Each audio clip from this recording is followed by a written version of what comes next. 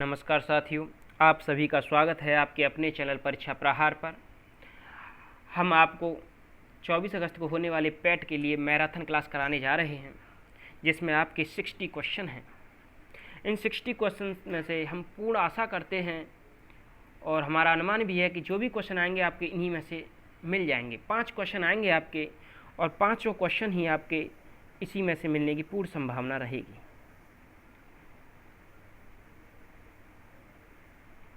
आइए क्वेश्चनों को आगे हल करने की कोशिश करते हैं। चलिए, आपका पहला क्वेश्चन कह रहा है कि संविधान सभा द्वारा भारतीय संविधान को कब पारित किया गया।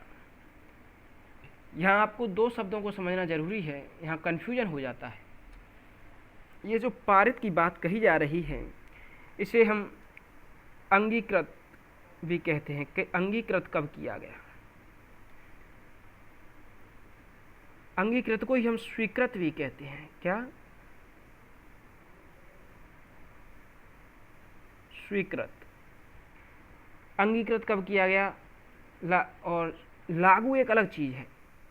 लागू जो है वो एक अलग चीज़ है, स्वीकृत एक अलग चीज़ है। पूछा जाता है कि संविधान को कब लागू किया गया, तो लागू करने की पूछता है तो यहाँ ध्यान रखिएगा 26 जो जनवरी है 1950 संविधान को इस दिन लागू किया गया। जबकि स्वीकृत और पारित करने की बात आती है तो वो डेट आपकी 26 नवंबर 1949 है। ये आपका ऑप्शन बी सही है। कुछ डेटें और हैं, उन्हें ध्यान रखिएगा। एक है 9 दिसंबर 1946, एक है 11 दिसंबर 1946। कौन सी है? 11 दिसंबर 1946। इन डेटों में क्या हुआ कि संविधान सभा की प्रथम बैठक होती है और यहाँ जो अस्थायी अध्यक्ष को चुना जाता है, स्थायी नहीं बल्कि अस्थायी को, जो अस्थायी अध्यक्ष आपके चुने जाते हैं वो सच्चिदानंद सिन्हा हैं। इस डेट में चुने जाते हैं। 11 दिसंबर 1946 को दूसरी बैठक होती है और इस समय स्थायी अध्यक्ष को चुना जाता है, जिनका नाम है राजेंद्र प्रसाद। क्या है? राजेंद्र प्रसाद। राजेंद्र प्रसाद। आगे चलते हैं। ये दोनों डेट पूछी जाती हैं और ये भी पूछा जाता है कि अस्थायी अध्यक्ष कौन था। तो अस्थायी अध्यक्ष प्रथम संविधान सभा में थे जो 9 दिसंबर 1946 को हुई। डेट भी पूछी जाती है।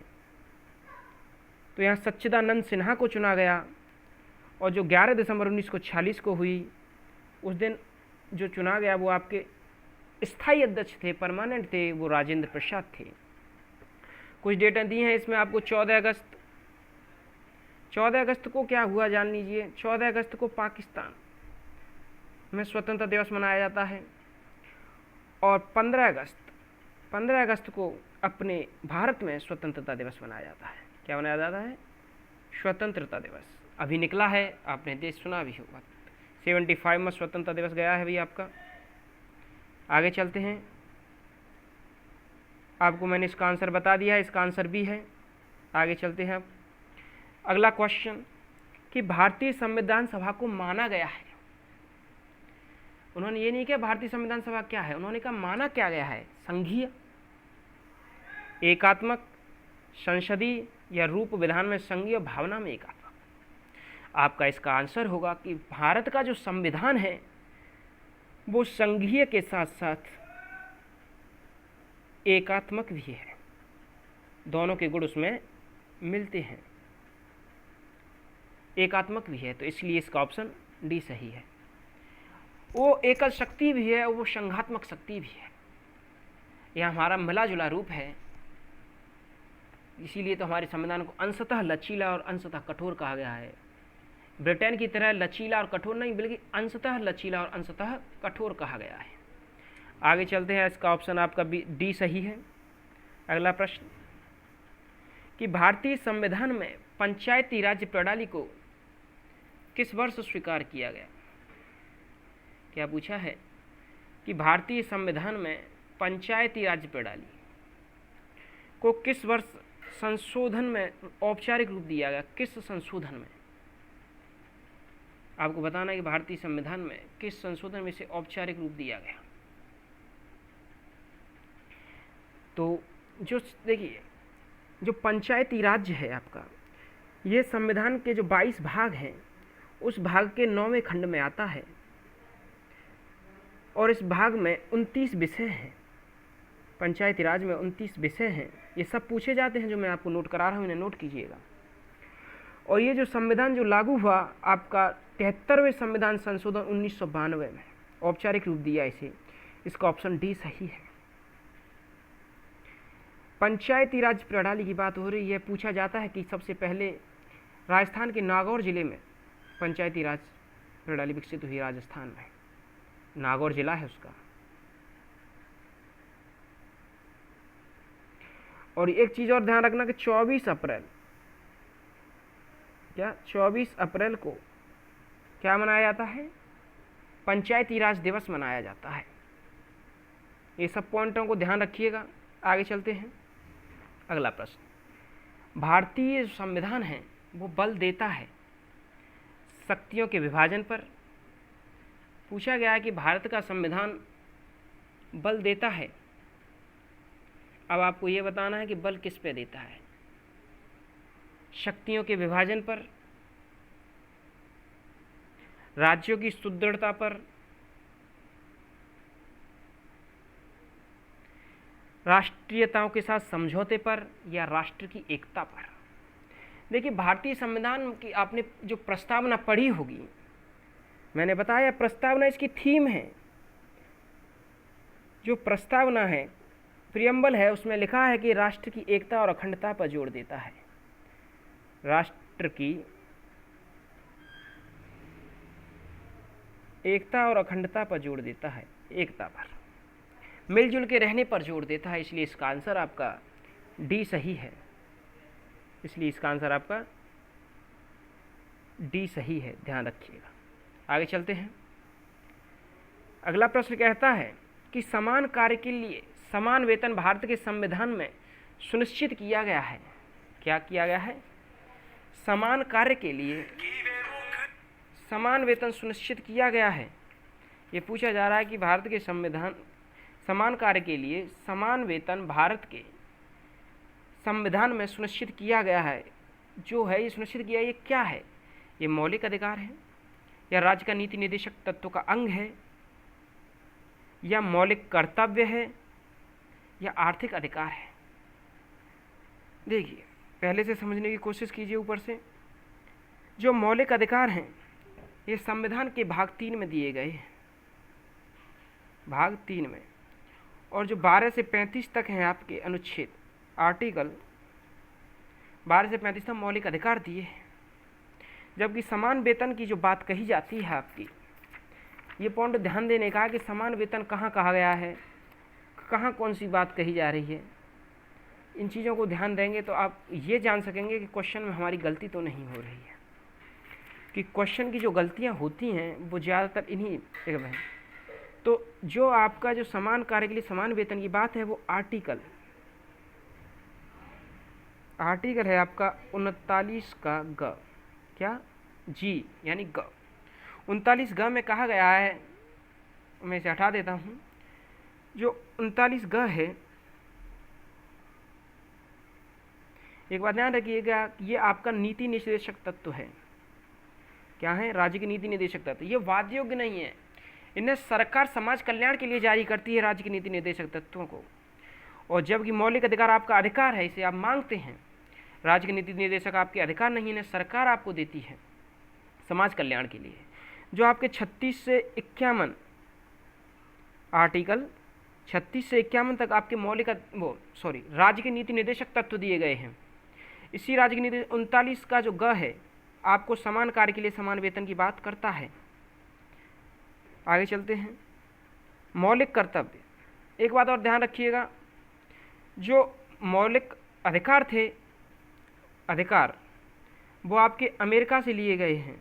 अमेरिका के संविधान से, अमेरिका के यहाँ थे, वहाँ से हमने इन्हें अपनाया है। और जबकि नीति निर्देशक तत्व तो आयरलैंड से लिए गए हैं। पूछा जाता है कि नीति निर्देशक तत्व तो लिए गए हैं, तो वो है आयरलैंड। और मौलिक कर्तव्य ये सोवियत संघ, जिसे आप आज रूस कहते हैं, रूस मिलेगा, या ऑप्शन में आपको सोवियत संघ मिलेगा। सोवियत संघ से लिए गए हैं। और जो मूल कर्तव्य हैं इन्हें एक बात और जान लीजिएगा, पूछा जाता है कि भारत के मूल संविधान में मौलिक कर्तव्य कितने थे, तो ध्यान रखिएगा जब मूल संविधान की बात हो, मूल संविधान जब संविधान बना कब, 26 नवंबर को ही बन गया, तभी 26 नवंबर 1949 से और 26 जनवरी 1950 तक। इसमें एक भी मूल अधिकार नहीं, मूल कर्तव्य नहीं था। मूल संविधान में एक भी मूल कर्तव्य नहीं था। ये 42वें संविधान संशोधन हुआ था, कॉन्स्टिट्यूशन अमेंडमेंट था, तो 1976 में होता है। और इसी में ही 10 मौलिक अधिकारों को स्वर्ण सिंह समिति होती है जिसकी अनुशंसा पर इन्हें शामिल किया जाता है।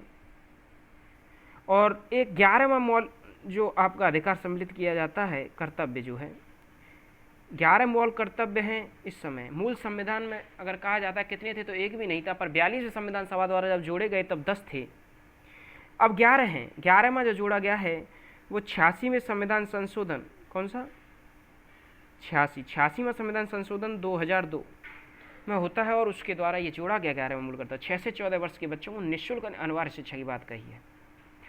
आगे चलते हैं। अगला प्रश्न कहता है कि निम्न में से कौन सी भारतीय संविधान की एक महत्वपूर्ण विशेषता नहीं है। यह एक लिखित संविधान है, बिल्कुल है। भारत का संविधान सबसे बड़ा संविधान है, वो भी लिखित। अलिखित में पूछा जाता है, जो लिखा नहीं गया है, मुँह जुबानी है, तो वो आपका मौखिक जो है वो है इंग्लैंड, ब्रिटेन का। लेकिन लिखित पूछा जाए तो भारत का, इसलिए इसका ऑप्शन आपका ए बिल्कुल सही है। दूसरा कहता है इसे संशोधित किया जा सकता है, लेकिन इसकी मूल संरचना में संशोधन नहीं किया जा सकता। सही बात है, जो मूल संरचना दी है उसमें संशोधन नहीं होगा, लेकिन इसमें संशोधन किया जा सकता है। यह एकल है क्योंकि केंद्र में अधिक शक्ति है, लेकिन यह संघीय भी है क्योंकि केंद्र तथा राज्य दोनों में विभाजित भी है। मैंने कहा था संघीय के साथ एकात्मक भी है। अगला ऑप्शन, इसे राज्य के राज्यपाल द्वारा संशोधित किया जा सकता है, यही आपका गलत है। राज्य के राज्यपाल को हक नहीं है कि संविधान के संशोधन किया जा सके। संसद का हक है, राष्ट्रपति का उसमें पारित करना पड़ता है, राष्ट्रपति पारित करता है और संसद को कानून लाना पड़ता है, इसलिए इसका कोई हक नहीं है। आगे चलते हैं, इसका ऑप्शन आपका डी गलत है जो पूछा गया है। अगला प्रश्न कहता है कि किस समिति के कार्य ने पूरे देश में पंचायती राज संस्थाओं के प्रारंभ के लिए मंच स्थापित किया। पंचायती राज की बात आई, थोड़ी देर पहले मैंने पंचायती राज के बारे में बताया था कि भाग 9 है। 24 अप्रैल को पंचायती दिवस मनाया जाता है। राजस्थान के नागौर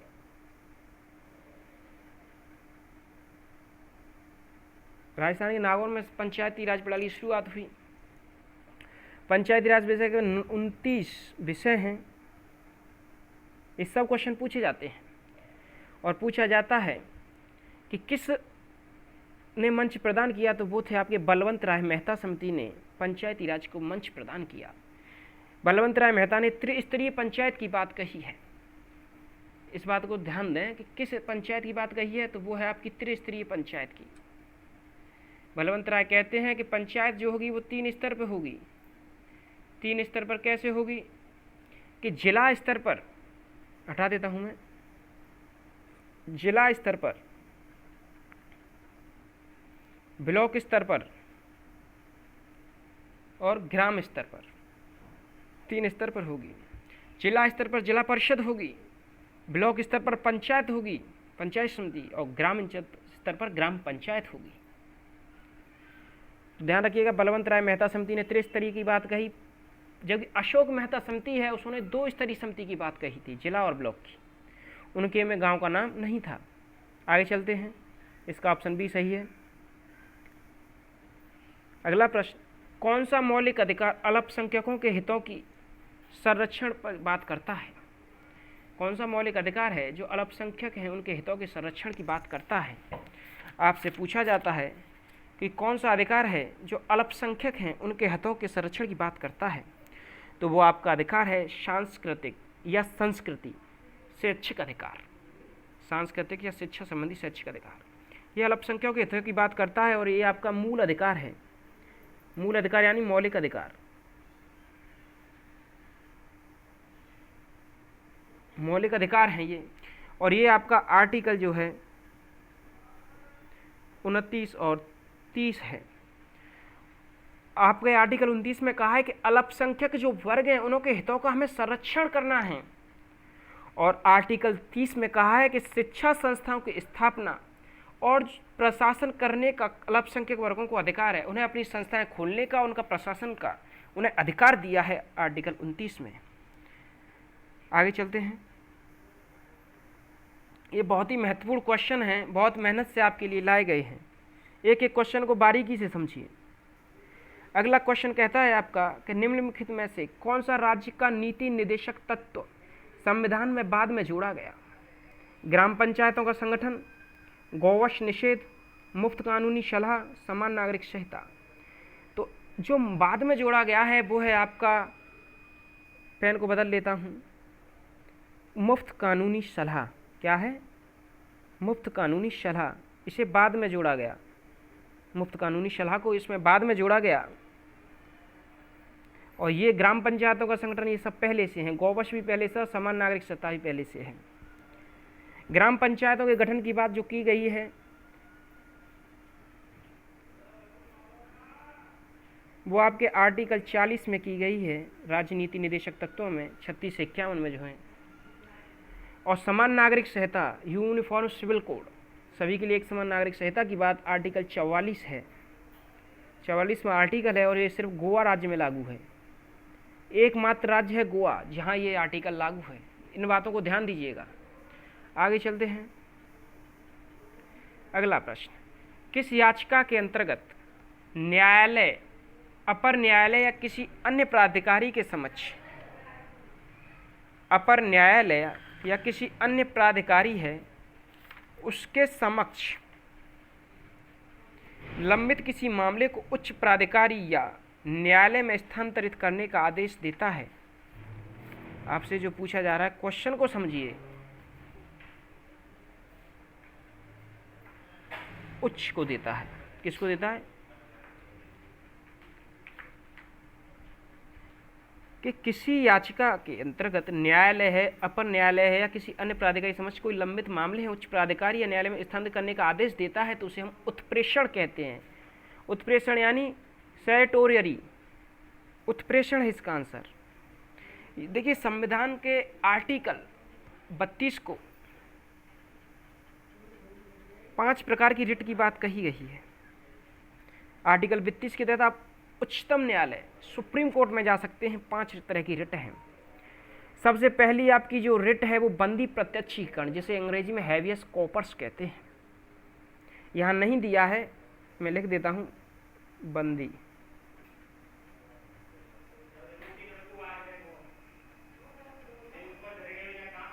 प्रत्यक्षीकरण। ध्यान दीजिए, मैं सुनिएगा बात को, लिख नहीं पाया ढंग से।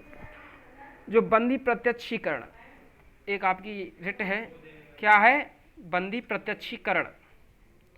उस रिट में होता क्या है, इस रिट का क्या है कि कार्यपालिका जो होती है वो निजी व्यक्ति, कार्यपालिका हो या वो निजी व्यक्ति हो, दोनों के विरुद्ध उपलब्ध जो अधिकार हैं जो कि अवैध निरोध के विरुद्ध जारी की जाती है, किसी को अवैध तरीके से गिरफ्तार कर लिया तो उसके विरुद्ध सशरीर सामने प्रस्तुत करने की कहा जाएगा और देखा जाएगा।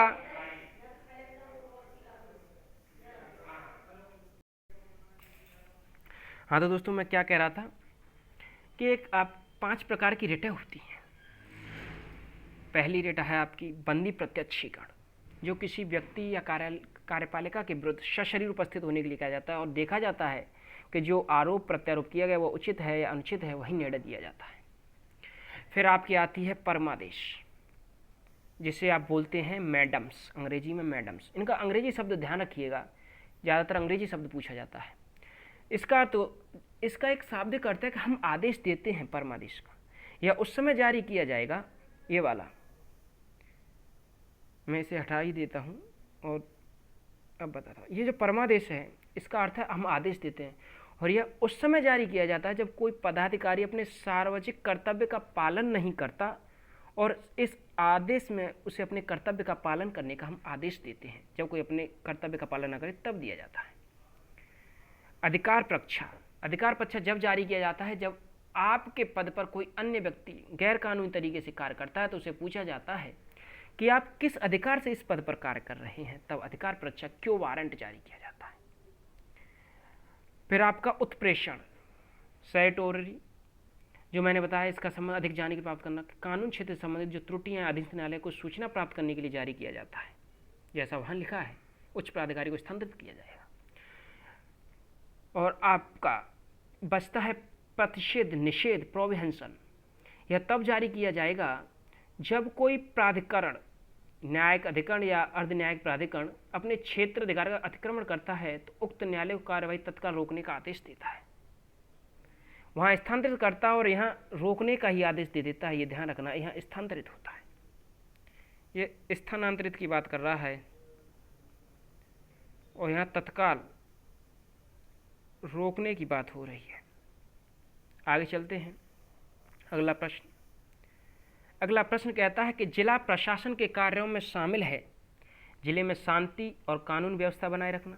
बिल्कुल शामिल है, जिला प्रशासन का ही काम है जिले में शांति और व्यवस्था को व्यवस्थापित करना, डीएम के अंतर्गत आता है। भूमि व्यवस्था जैसे भूमि माप खसरा खतौनी का रखरखाव लगाव की वसूली करवाना भी आता है, उसके कर इकट्ठा करना होता है। नागरिक सुविधा व सभी के विकास को समान अवसर उपलब्ध कराना भी होता है। ये जो तीनों बातें हैं ये जिला प्रशासन के कार्य हैं, इसलिए इसका ऑप्शन आपका डी सही है, आपका ऑप्शन डी सही है इसका। आगे चलते हैं। आपने लोक प्रशासन पढ़ा है, उसमें आपके पंचायत की बात हो रही है जो जिले स्तर पर, इसीलिए हम इस क्वेश्चनों को लाए हैं जो आपके प्रश्न पूछे जा सकते हैं। देखिए, पंचायती राज व्यवस्था के तहत ग्राम सभा के सदस्य कौन होते हैं, आपसे प्रश्न पूछा है कि ग्राम सभा के सदस्य कौन होते हैं पंचायती राज व्यवस्था के तहत। गांव के सभी सदस्य जिनकी आयु 16 वर्ष नहीं 18 वर्ष होनी चाहिए। सभी सदस्य नहीं आ सकते क्योंकि गांव में तो छोटे से लेकर बड़े तक सदस्य ही सब हैं, न्यूनतम एज 18 वर्ष। पंचायत क्षेत्र के मतदान के रूप में पंजीकृत सभी वयस्क सदस्य, या पंचायत क्षेत्र में महिलाओं को छोड़कर गांव के सभी वयस्क सदस्य। देखो, किसी को छोड़ नहीं सकते, या महिलाओं को छोड़ने की बात कही, ऐसी कोई बात नहीं, ये भी गलत है। एज 18 वर्ष होनी चाहिए, बाकी कुछ भी हो, चाहे लेडीज हो जेंट्स हो, कुछ भी हो, कोई फर्क नहीं। तो इसका आपका आंसर है पंचायत क्षेत्र में मतदान के रूप में पंजीकृत सभी वयस्क सदस्य जिनकी आयु 18 वर्ष हो। इसे मैं हटा देता हूँ, इसका ऑप्शन आपका सी ऑप्शन बिल्कुल सही है, बिल्कुल सटीक है, आपका आंसर होगा इसका सी। आगे चलते हैं, आगे की ओर बढ़ते हैं। और अगला प्रश्न, भारत में समवर्ती सूची की संकल्पना कहाँ से ली या कहाँ से उद्धृत की है, किस देश से अपनाई है। जो समवर्ती सूची है वो कहाँ से ली, तो भारत ने संविधान ने जो समवर्ती सूची को अपनाया है वो ऑस्ट्रेलिया के संविधान से ली है। कहाँ से ली है, भारत के संविधान में समवर्ती सूची को ऑस्ट्रेलिया के संविधान से लिया गया है। और एक चीज़ और ध्यान रखना, समवर्ती सूची के अलावा संसद के दोनों सदनों की जो बैठक होती है, क्या संसद के दोनों सदनों की बैठक, संसद के जो दोनों सदनों की बैठक होती है वो भी समवर्ती सूची से ही ली गई है। कहाँ से ली गई, संसद की समवर्ती सूची से ये दोनों लिए गए। दोनों पॉइंट पूछे जाते हैं, दोनों को ध्यान रखिएगा, मैन है। आगे चलते हैं कि निम्न में से किस अधिनियम में कलकत्ता में सर्वोच्च न्यायालय की स्थापना का प्रावधान किया गया है। किस अधिनियम में कलकत्ता में सर्वोच्च न्यायालय की स्थापना की बात कही है, तो वो आपका एक्ट कौन सा है ये पूछा है, आपको उस एक्ट को बताना है। तो जो सर्वोच्च न्यायालय की स्थापना की जो बात कही वो आपके किस एक्ट में कही है, ये आपसे सिर्फ इतना पूछा जा रहा है। तो आपका वो एक्ट है रेगुलेटिंग एक्ट 1773 में कलकत्ता में सुप्रीम कोर्ट की स्थापना की बात कही है। यहाँ ज़्यादातर एक ही क्वेश्चन पूछा जाता है, बहुत बार पूछा गया ये क्वेश्चन कि कलकत्ता में सर्वोच्च न्यायालय की स्थापना का प्रावधान किसके प्रावधान के तहत है, एक्ट के तहत है, तो रेगुलेटिंग एक्ट 1773 के तहत है। ध्यान रखिएगा। जो 1813 का चार्टर्ड एक्ट है, इसमें क्या था, 20 वर्ष के लिए एक अधिकार प्राप्त था। चाय के लिए चीन को दे दिया था 20 वर्ष के लिए, बाकी जो एक अधिकार थे उन्हें समाप्त कर दिया था और कंपनी को, बस चाय का चीन के पास था 20 वर्ष के लिए, और कंपनी का अधिकार 20 वर्ष के लिए बढ़ा दिया था, ऐसा है। और जो आपका 33 का है, इसमें गवर्नर जनरल में की जो परिषद, उसमें एक सदस्य की नियुक्ति हुई जिसे विधि सदस्य कहते हैं। ये पूछा जाता है किस सदस्य की नियुक्ति किस एक्ट में हुई, तो गवर्नर जनरल के तहत। एक विधि सदस्य की नियुक्ति हुई और प्रथम विधि आयोग जो बना वो इसी एक्ट के तहत बना, विधि आयोग। और जो विधि आयोग बना उसके अध्यक्ष थे मैकाले, विधि आयोग जो बना। ध्यान रखिएगा, जो 1784, आप कहेंगे इसे क्यों छोड़ दिया, जो 1784 का पिट्स इंडिया एक्ट है इसे एक्ट ऑफ सेटलमेंट भी कहते हैं। क्या कहते हैं?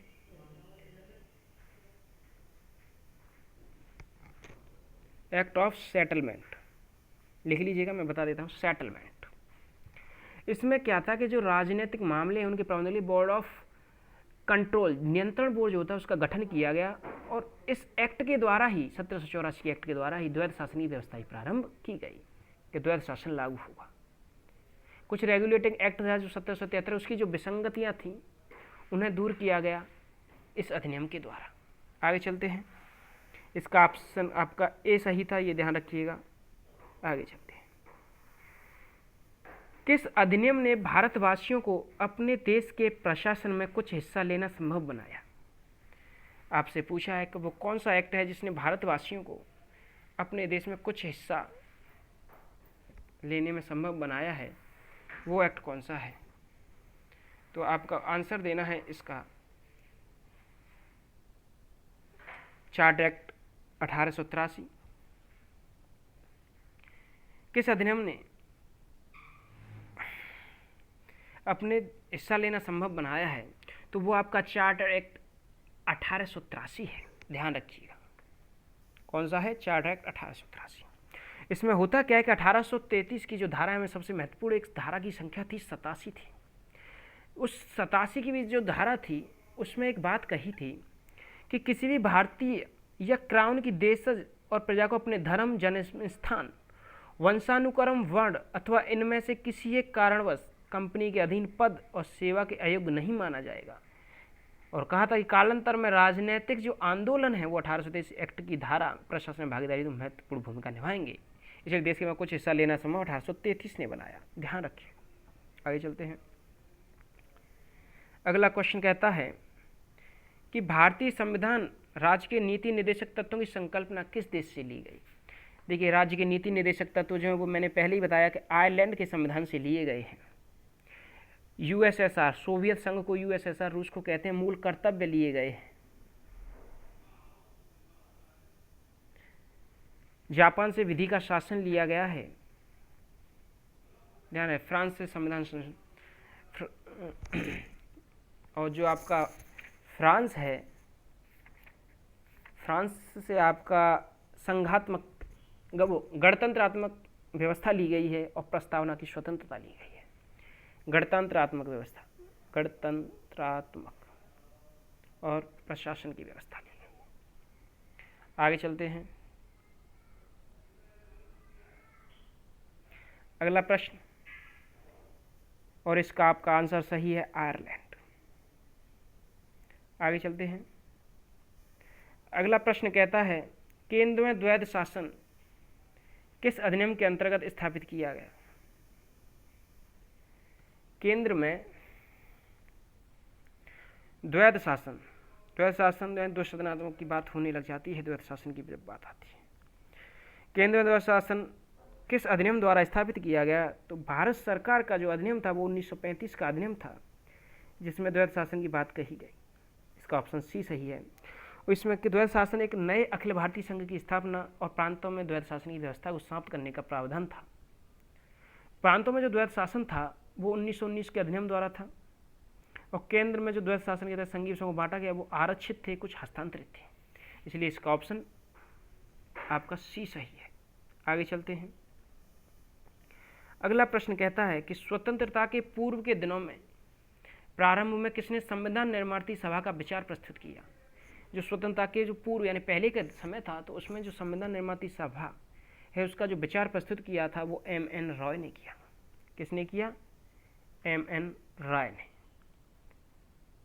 ये संविधान निर्माती सभा का इन्होंने वर्ष पूछा जाए तो ध्यान रखना 1934 में इन्होंने ये निर्मात्री सभा का विचार प्रस्तुत किया था। प्रारूप समिति के अध्यक्ष डॉक्टर बी.आर. अम्बेडकर हैं आपके प्रारूप समिति के अध्यक्ष। प्रारूप समिति के अध्यक्ष एनी बेसेंट प्रथम महिला हैं जो भारतीय राष्ट्रीय कांग्रेस के अध्यक्ष बनी। जवाहरलाल नेहरू भी भारतीय राष्ट्रीय कांग्रेस के अध्यक्ष रहे और प्रधानमंत्री भी हैं आपके पहले। आगे चलते हैं। अगला प्रश्न कहता है कैबिनेट मिशन योजना के अंतर्गत संविधान निर्मात्री परिषद में प्रत्येक प्रांत को आवंटित सदस्य संख्या निर्धारित करने के लिए एक प्रतिनिधि कितनी जनसंख्या अनुपात में था? जो एक प्रतिनिधि की जनसंख्या निर्धारित की गई थी वो 10 लाख व्यक्ति पर एक व्यक्ति को निर्धारित किया गया था। ये क्वेश्चन कईयों बार पूछा गया है। इस क्वेश्चन को सटीक ध्यान रखिएगा कि 10 लाख की जनसंख्या पर एक व्यक्ति की बात कही गई थी। आगे चलते हैं। अगला प्रश्न कहता है कि एक निर्वाचित संविधान सभा द्वारा क्या कहता है कि एक निर्वाचित संविधान सभा द्वारा भारत के संविधान का निर्माण करने का प्रस्ताव किया गया था। वो कौन थी? निर्वाचित संविधान सभा द्वारा भारत के संविधान का निर्माण करने का जो प्रस्ताव था वो किस प्रस्ताव के तहत था? तो वो था क्रिप्स मिशन प्रस्ताव के तहत। जो क्रिप्स प्रस्ताव है 1942 में आता है आपके यहाँ। इसी से संविधान का मार्ग, संविधान सभा निर्माण होता है, संविधान बनता है। एक संविधान सभा द्वारा भारत के संविधान का निर्माण द्वितीय विश्व युद्ध हुआ, जो हमें युद्ध में शामिल किया गया था प्रथम में, तब हमसे कहा था, तब ये हमारी बात को नहीं मानी। फिर द्वितीय विश्व युद्ध हुआ, तब भी हमसे कहा कि हम आपको संविधान बना के देंगे। तो 1942 के संविधान में ये बात कही, 1942 से क्रिप्स प्रस्ताव में ये बात हुई थी। आगे चलते हैं कि वित्त विधेयक के बारे में प्रावधान किया गया है। वित्त विधेयक के बारे में विशेष उपबंध किस अनुच्छेद के अंतर्गत किया गया है? जो वित्त विधेयक की बात होती है वो आर्टिकल 117 में आता है आपका वित्त विधेयक।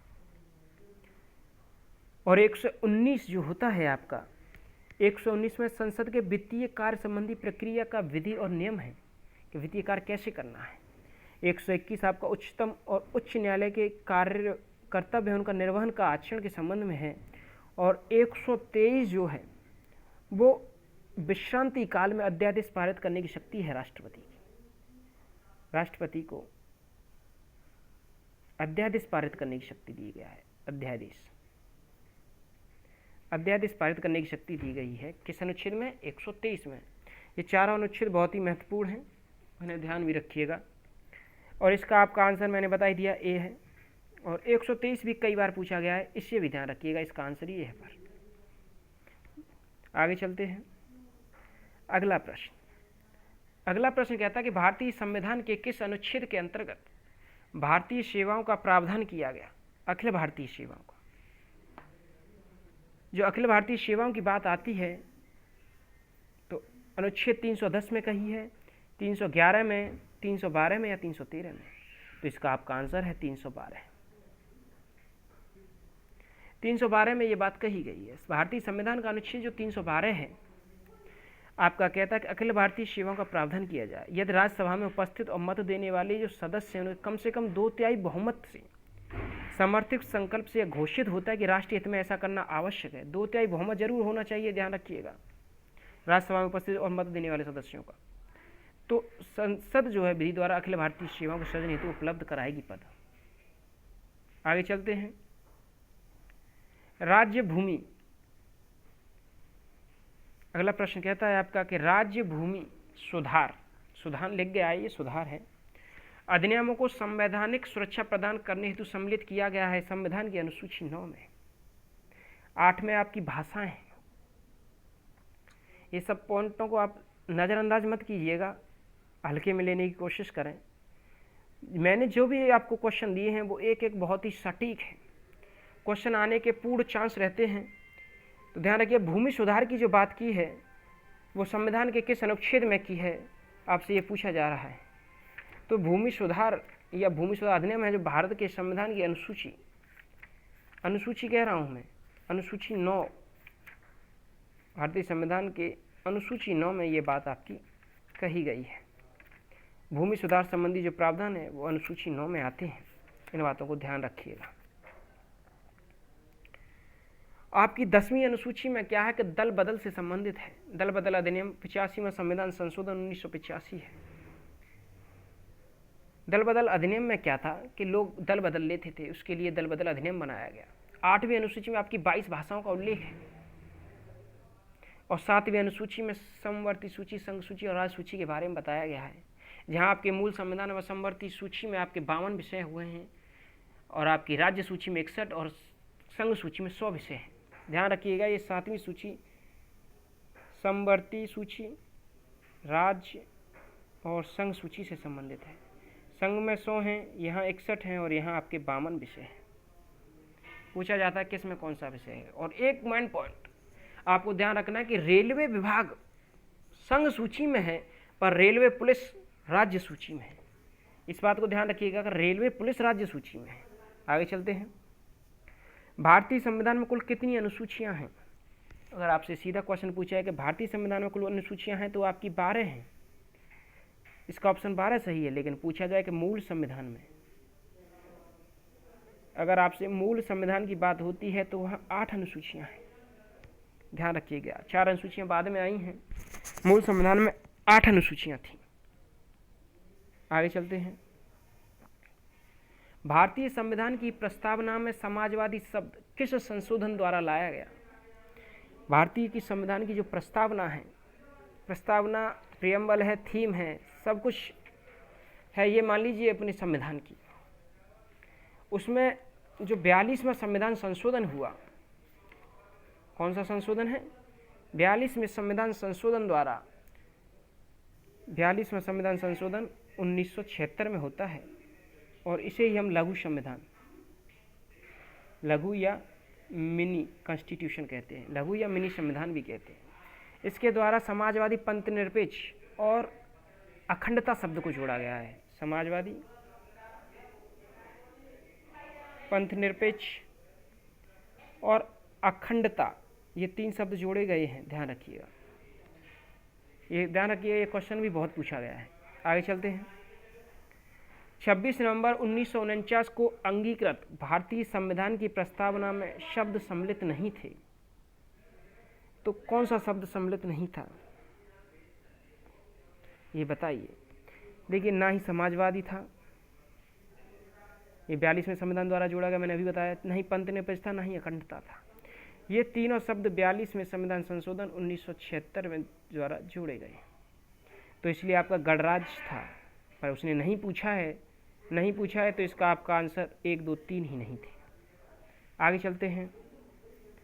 अगला प्रश्न कहता है कि समाजवादी और धर्मनिरपेक्ष शब्द संविधान की प्रस्तावना में सम्मिलित किए गए 42वें संविधान संशोधन 1976 द्वारा। अभी समझाया है, ध्यान रखिएगा। आगे चलते हैं कि भारतीय संविधान के आमुख का लक्ष्य उसके सभी नागरिकों के लिए सुनिश्चित करना है। क्या सुनिश्चित करना है? भारतीय संविधान के आमुख का लक्ष्य सभी नागरिकों के लिए सुनिश्चित करना है। अब पूछा जाता है कि क्या सुनिश्चित करना है?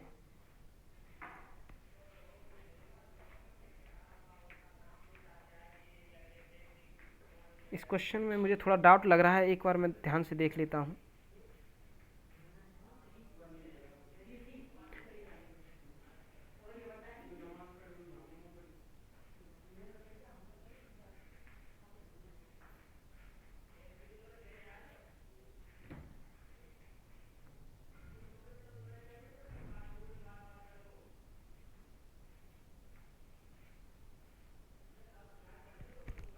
भारत के संविधान के आमुख का लक्ष्य सभी नागरिकों के लिए सुनिश्चित करना है प्रतिष्ठा और अवसर की समानता। क्या है? प्रतिष्ठा और अवसर। ये दोनों ऑप्शन यहाँ एक साथ होने थे, अलग अलग हो गए हैं, ये दोनों आएंगे। प्रतिष्ठा और अवसर की समानता, 4 शब्द होते हैं। प्रतिष्ठा और अवसर की समानता, 2 प्रकार की समानता, लेकिन जो सुनिश्चित करना है वो राष्ट्र की एकता और अखंडता है, जो इसमें आपको दिया नहीं है। तो इसका ऑप्शन नहीं दिया है, यहाँ लिख लीजिएगा, मैं इसे हटा के लिखता हूँ। एक ऑप्शन और बना लीजिए, ई, राष्ट्र की एकता और अखंडता सुनिश्चित करना है। इसका ऑप्शन ये सही होगा। आगे चलते हैं। अनुसूची को पुनर्स्थापित किया गया। अनुसूची है उसे पुनः स्थापित किया गया, पूरा स्थापित नहीं होता, पुनः स्थापित किया गया। अनुसूची को जो पुनः स्थापित किया गया है वो किसके द्वारा किया गया है, ये पूछा जा रहा है आपसे। अनुसूची को पुनः स्थापित पंडित जवाहरलाल नेहरू के द्वारा किया गया, ये ध्यान रखिएगा। पंडित जवाहरलाल नेहरू के द्वारा जो अनुसूची उन्हें पुनः स्थापित किया गया। देखिए, प्रथम संविधान संशोधन 1951 में होता है। जो प्रथम संविधान संशोधन जो 1951 में होता है वो आपका 9वीं अनुसूची भूमि सुधार ही होता है। 9वीं अनुसूची का भूमि सुधार ही है जो होता है, और वहीं आपको पुनः स्थापित किया जा रहा है ये जवाहरलाल नेहरू के द्वारा। आगे चलते हैं। सर्वप्रथम संसदात्मक सरकार किस देश ने आरंभ की? पूछा है आपसे कि सर्वप्रथम संसदात्मक सरकार किसने स्थापित की। तो आपसे संसदात्मक जब सरकार की बात हो तो आपको बताना है कि संसदात्मक सरकार जो थी वो ग्रेट ब्रिटेन, यूके, इंग्लैंड ने स्थापित की थी सर्वप्रथम। ये वहीं से हमने संसदीय प्रणाली को लिया है, वो है आपका ब्रिटेन। ब्रिटेन से हमने संसदीय प्रणाली को लिया है, ध्यान रखिएगा। कुछ चीज़ें हैं, मैंने उनको आपको टेलीग्राम पे दे दूंगा। कुछ समितियां हैं और कुछ यहाँ से ये चीज़ें ली गई हैं, उन दोनों को मैं आपको टेलीग्राम पर देने की कोशिश करूँगा। आगे चलते हैं। पूछा है कि निम्नलिखित में से, पूछा है कि निम्नलिखित में से कौन सी भारतीय संविधान की विशेषता नहीं है। आपको बताना कि भारतीय संविधान में क्या विशेषता नहीं है इनमें से। तो संसदात्मक सरकार हमने इसे तो लिया है, ये तो हमारी विशेषता है। स्वतंत्र न्यायपालिका भी हमारे यहाँ है, संघात्मक सरकार भी हमारे यहाँ है।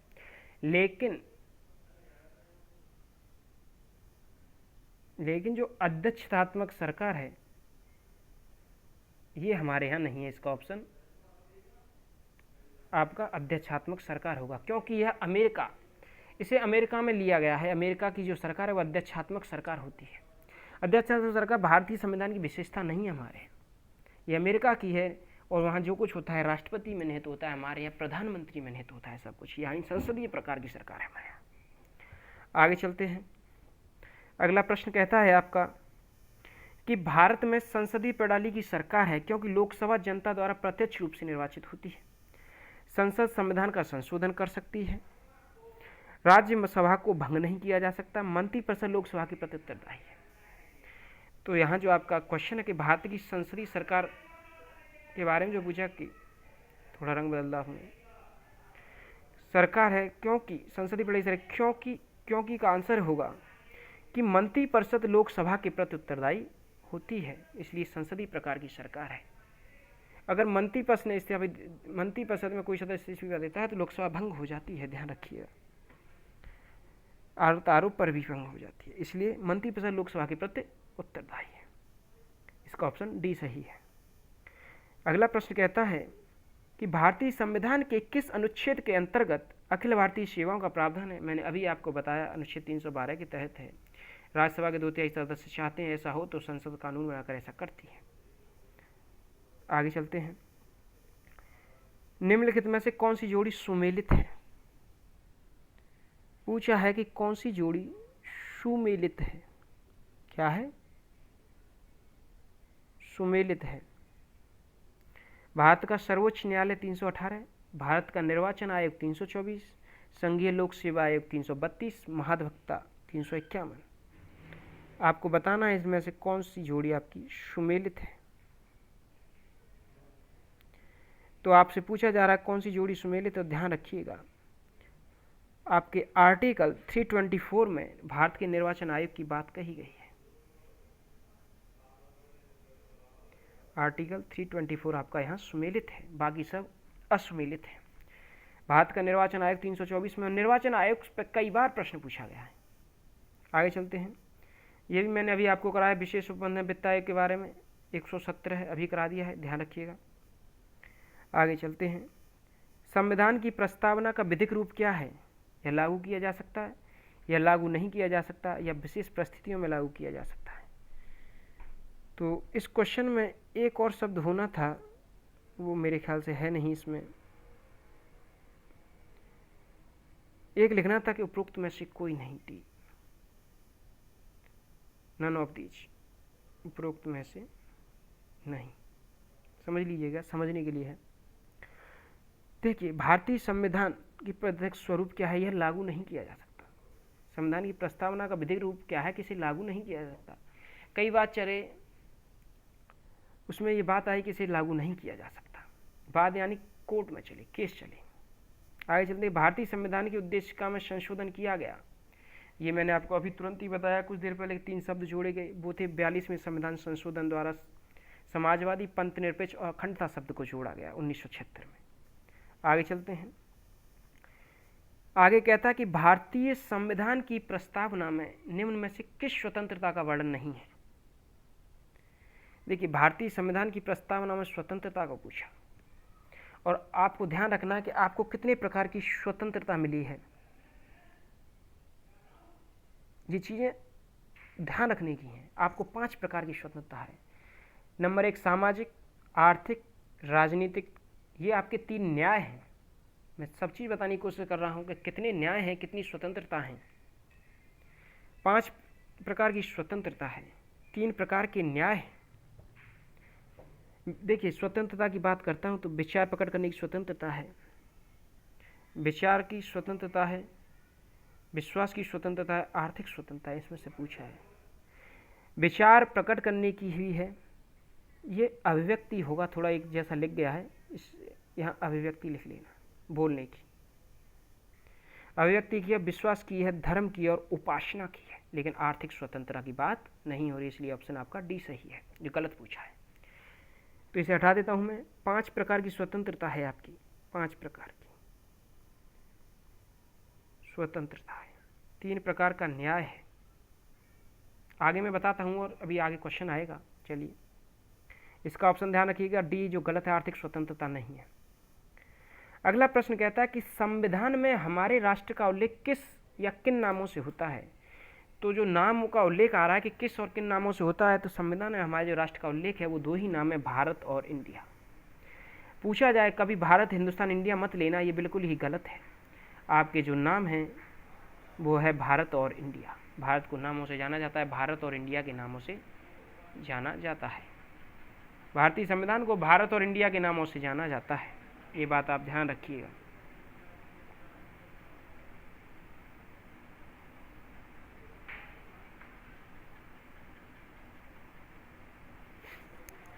आगे चलते हैं, केवल एक पे मत जाना, केवल भारत, भारत और इंडिया दोनों का नाम बोला जाता है, अंग्रेजी में इंडिया और हिंदी में भारत। अगला प्रश्न कि भारतीय संविधान में, मैंने जो आपसे कहा कि अभी मैं इसी को बताऊंगा, देखिए वही प्रश्न आ गया। पूछा है कि भारतीय संविधान में कितने प्रकार के न्याय, कितने प्रकार की स्वतंत्रता और कितने प्रकार की समानता और कितने प्रकार की भातृत्व, अब आप कहेंगे भातृत्व क्या होता है, भाईचारा, बंधुत्व बढ़ाना का उल्लेख है। तो भारतीय संविधान में 3 प्रकार के न्याय है, सामाजिक, समझ लीजिएगा, शॉर्ट में लगा रहा हूं, आर्थिक, सामाजिक, आर्थिक और राजनीतिक, 3 प्रकार के न्याय हैं। बता देता हूं, स्वतंत्रता की बात होती है, न्याय मैंने बताया 3 हैं, स्वतंत्रता 5 हैं, समानता की बात हो तो 2 हैं, और बंधुत्व की बात हो, भ्रातृत्व की बात हो तो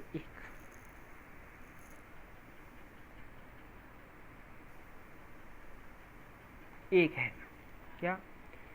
सामाजिक, आर्थिक, राजनीतिक 3 न्याय हैं, विचार, अभिव्यक्ति, विश्वास, धर्म और उपासना, ये 5 स्वतंत्रता हैं। विचार, अभिव्यक्ति, विश्वास, धर्म और उपासना।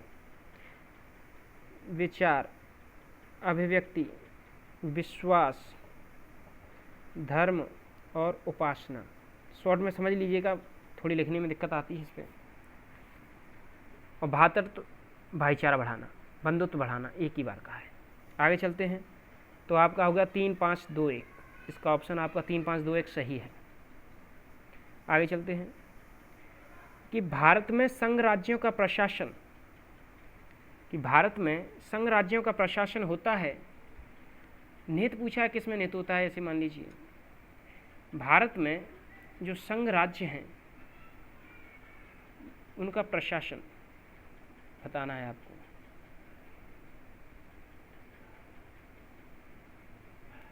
राष्ट्रपति में निहित होता है। ध्यान रखिए, संविधान में कहा गया है कि 239 आर्टिकल 239(1) के अनुसार कहा है कि संसद द्वारा बनाई गई विधि द्वारा अन्यथा उपबंधित सिवाय प्रत्येक संघ राज्य का प्रशासन राष्ट्रपति ऐसे पदाभिधात सहित नियुक्त किए जाएं जो प्रशासन के माध्यम से किया जाए। तो प्रशासन का कार्य राष्ट्रपति का है, ध्यान रखिएगा। आगे चलते हैं कि निम्न में से कौन सा मूल अधिकार भारतीय संविधान के नागरिकों को नहीं दिया गया है? संवैधानिक प्रतिकार का अधिकार दिया है, संपत्ति का अधिकार, शांतिपूर्वक एकत्र होने का, देश में आज़ादी से घूमने का अधिकार। देखिए, आज़ादी से घूमने का भी है, शांति का भी है, संवैधानिक। जो संपत्ति का अधिकार है ये पहले तो दिया गया था, जो अनुच्छेद 31 में था, मूल अधिकार 31 में था, लेकिन इसे 44वें संविधान संशोधन द्वारा, CA द्वारा, कॉन्स्टिट्यूशन अमेंडमेंट एक्ट द्वारा इसे हटा दिया गया और इसे विधिक अधिकार, संवैधानिक अधिकार बनाया, मौलिक अधिकार से हटाकर, और अनुच्छेद 300 के अंतर्गत दे दिया है। और यह विधिक अधिकार है, संपत्ति का अधिकार आपका संवैधानिक अधिकार है, ना कि मौलिक अधिकार है। इसे अब हटा दिया है। पहले पूछा जाए कि मूल संविधान में कितने मौलिक अधिकार थे, तो कहना 7 मूल संविधान में, मूल में। लेकिन पूछा संविधान में कितने मौलिक अधिकार हैं, तो 6 में से आपका एक ही अधिकार हटा दिया गया है, संपत्ति का अधिकार। अब आप कहेंगे कि 6 अधिकार कौन से हैं, तो उन 6 अधिकारों को भी जान लीजिए, क्योंकि उन 6 अधिकारों को जानना आपके लिए बहुत ही महत्वपूर्ण है। और 6 अधिकार आपको याद ना रहे तो बहुत ही खराब बात है, क्योंकि उन 6 का जानना जरूरी है। तो पहला है आपका समानता का अधिकार, लिख देता हूँ मैं, समानता, शॉर्ट में लिखूंगा, ध्यान। समानता का अधिकार 14 से 18 में दिए हैं। स्वतंत्रता 19 से 22 में दी है। शोषण के विरुद्ध, आपका शोषण हो रहा है तो उसके विरुद्ध आप किस अधिकार के तहत जाएंगे, 23 से 24 में।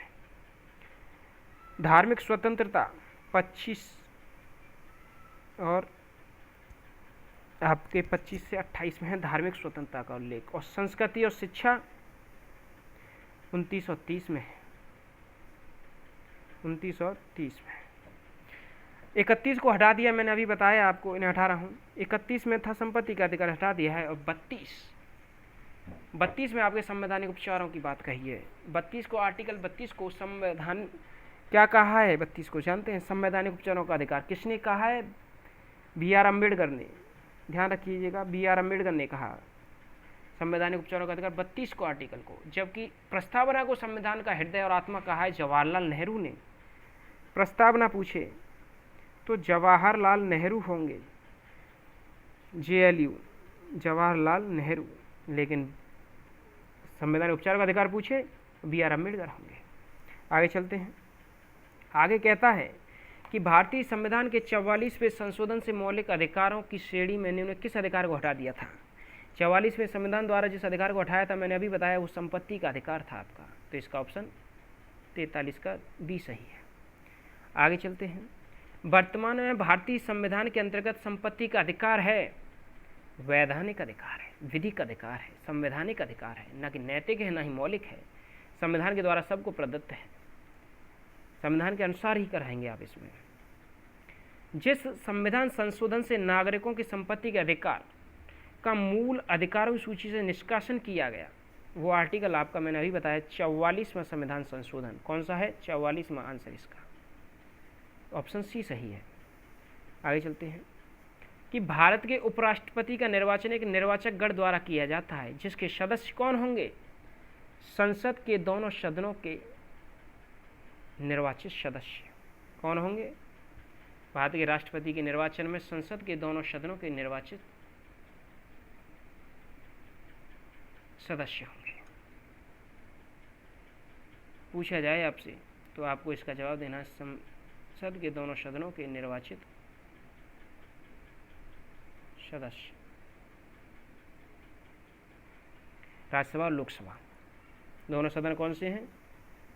राज्यसभा, लोकसभा, ये दोनों की बात हो रही है। आगे चलते हैं। राज्यसभा का सभापति या पदेन सभापति जो होता है वो है आपका उपराष्ट्रपति। देखिए, उपराष्ट्रपति रहता भले ही उपराष्ट्रपति के पद पर है, उसे वेतन भत्ते जो भी मिलेंगे वो मिलते किसके हैं? राज्यसभा के पदेन सभापति के, पदेन सभापति के। जो भी वेतन भत्ते लेगा, जो भी अधिकार होंगे, वो सब पदेन सभापति के मिलेंगे। ये ध्यान रखिएगा, इसका ऑप्शन सी सही है। आगे चलते हैं। अगला प्रश्न कि संविधान के अनुच्छेद 25 के अनुसार धर्म स्वतंत्रता का अधिकार किसके अधीन है? धर्म की स्वतंत्रता का अधिकार किसके अधीन नहीं है? ये आपसे पूछा है, नहीं है पूछा है। किसके अधीन नहीं है, आपको इसका आंसर देना है। कोशिश कीजिए आप दे सकें। तो ये भारतीय संविधान के जो 25 में दिया है वो मानवता के अधिकार के अधीन नहीं है। क्या नहीं है?